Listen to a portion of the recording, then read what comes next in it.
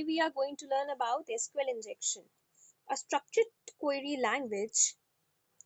SQL injection is a cybersecurity attack technique or vulnerability where malicious variants of SQL statements are placed inside entry fields of backend databases, either deliberately or inadvertently, which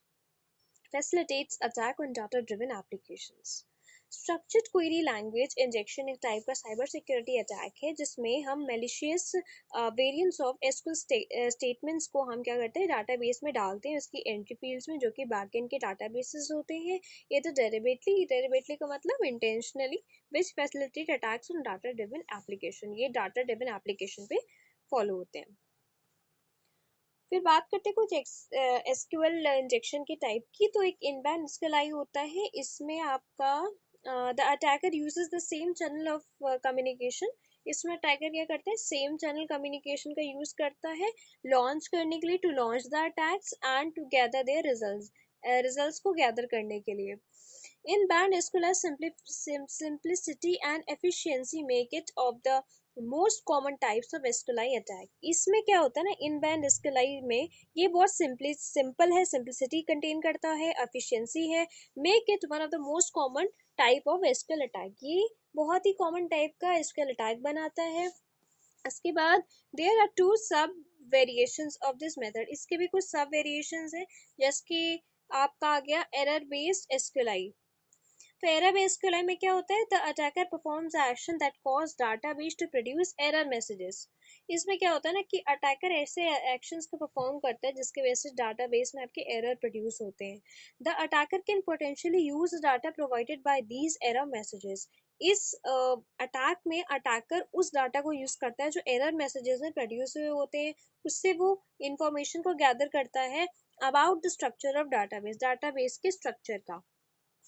फिर एक attack आता है आपका union based SQL अब union based SQL में क्या होता है this technique take the advantage of union SQL operator एक एसक्यूएल प्रोग्रामिंग में एक एसक्यूएल ऑपरेटर होता है जिसे हम यूनियन एसक्यूएल ऑपरेटर कहते हैं ये उसका एडवांटेज लेके क्या करता है which fuses multiple select statement generated by database ये क्या करता है फ्यूज करता है मल्टीपल सेलेक्ट स्टेटमेंट्स को जो कि डाटाबेस से जनरेटेड होते हैं to get a single HTTP response किसके लिए कि ये HTTP हाइपरटेक्स्ट ट्रांसफर प्रोटोकॉल का सिंगल रिस्पॉन्स ले पाए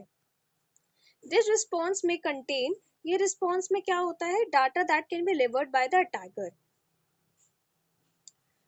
अब बात करते हैं इन्फरेंशियल ब्लाइंड एसक्यूएल की इसमें क्या होता है ना कि the attacker sends data payloads इसमें अटैकर डाटा के पेलोड्स को भेजता है सर्वर को और ऑब्जर्व करता है रिस्पॉन्स को और बिहेवियर को कि सर्वर कैसे काम कर रहा है कैसे रिस्पॉन्ड कर रहा है टू लर्न अबाउट इट्स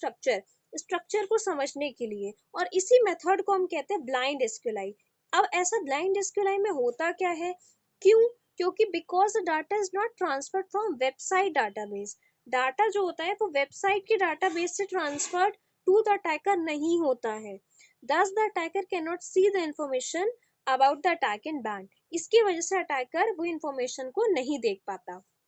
फिर बात करते हैं एक और बूलियन की